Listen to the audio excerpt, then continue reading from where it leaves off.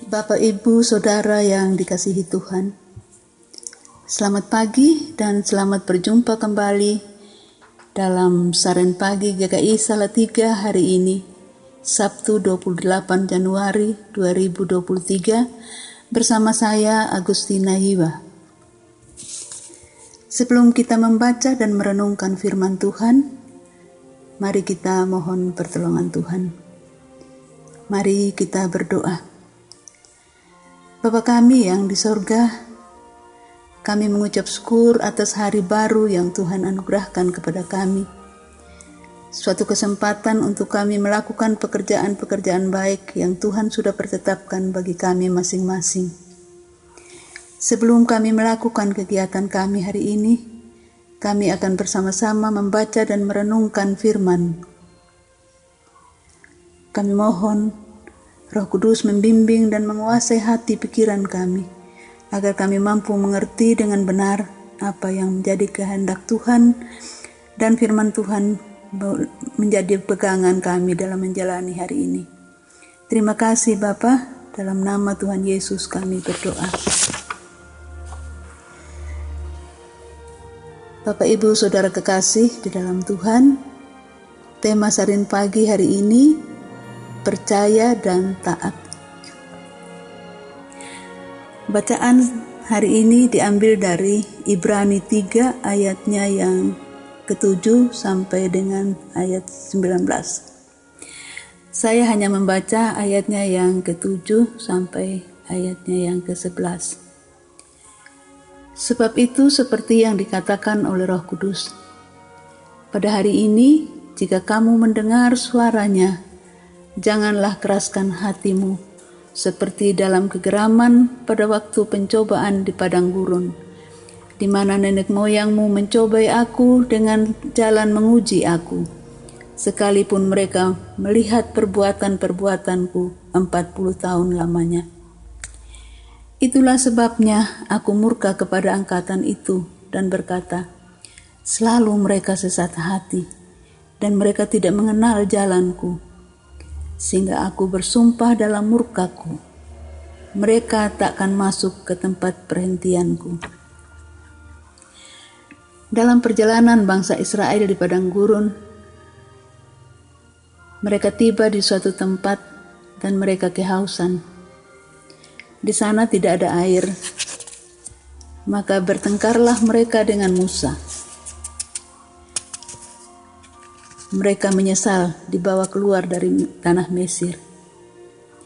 Maka Musa dan Harun menghadap Tuhan.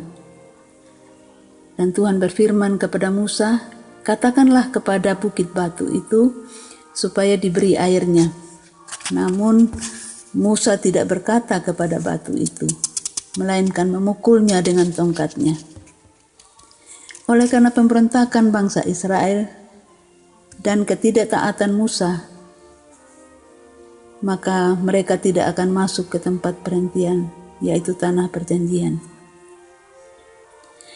Firman Tuhan dalam bacaan hari ini mengatakan, pada hari ini jika kamu mendengar suaranya, janganlah keraskan hatimu. Orang yang mengeraskan hati adalah orang yang susah diatur, keras kepala, atau tegar tengkuk. Bangsa Israel adalah bangsa yang tegar tengkuk, suka memberontak, keras kepala. Tuhan mengatakan, mereka mencobai aku dengan jalan menguji aku. Selalu mereka sesat hati dan tidak mengenal jalanku. Padahal Tuhan sudah 40 tahun bersama dengan mereka, dan mereka menyaksikan perbuatan-perbuatan Tuhan selama itu. Namun mereka tidak menghargai itu. Mereka terus memberontak. Oleh pemberontakan dan ketidaktaatan mereka, Tuhan menjadi murka dan tidak mengizinkan mereka masuk ke tempat perhentiannya, yaitu tanah perjanjian. Roh Kudus mengingatkan kita demikian. Pada hari ini, jika kamu mendengar suaranya, janganlah keraskan hatimu. Berulang-ulang pesan ini disampaikan, baik dalam perjanjian lama maupun dalam perjanjian baru. Betapa pentingnya membuka hati untuk menerima firman Tuhan.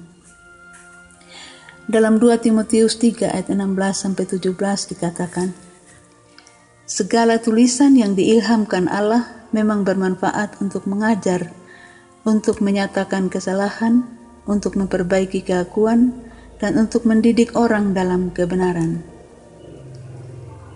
Jalan menuju tempat perhentian yang Tuhan sudah persiapkan untuk bangsa Israel tidaklah mudah.